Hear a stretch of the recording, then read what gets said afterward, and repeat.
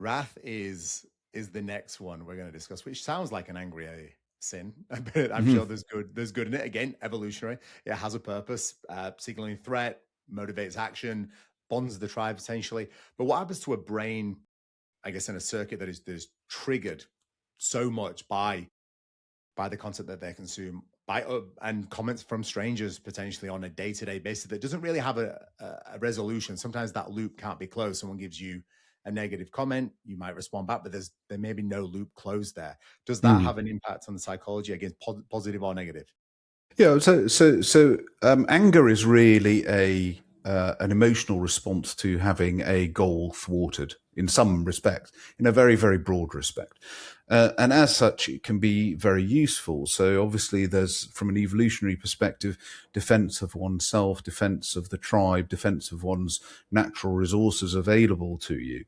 Um, but it can also mean that you are more likely to persist in trying to achieve a goal. So if you take um, students, for example, and you put them into a psychology lab and you give them a task to do, one that is very difficult, if not impossible, then the ones that in whom you generate anger in are much more likely then to succeed in a subsequent difficult task compared to the ones that you don't. So anger is a really important motivator in our day-to-day lives.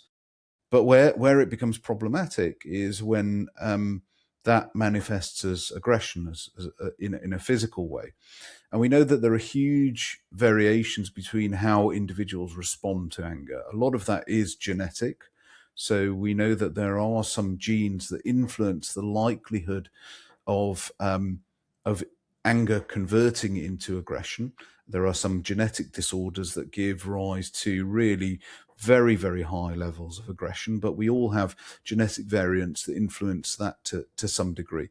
It also, essentially from a neurobiological basis, what it reflects is, anger and aggression derive from a form of conflict within the brain as well, because there are these two competing circuits, the areas of the brain that are involved in generating emotions, primarily an area of the brain called the limbic system and the amygdala in particular.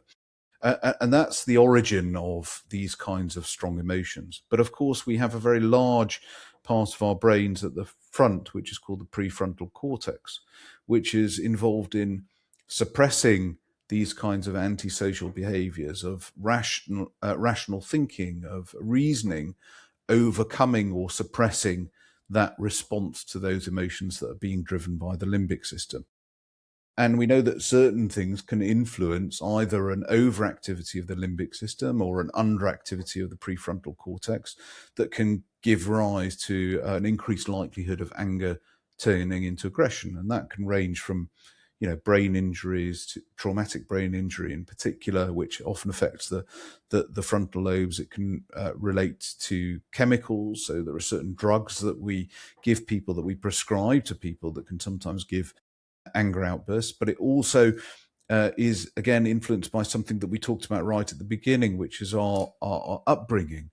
Because we know that actually, when when your brain is developing in a very stressful environment, and when it's exposed to high levels of cortisol long term, that influences how both the limbic system and the prefrontal cortex develop, and so can influence that balance between those two brain regions for the rest of your life.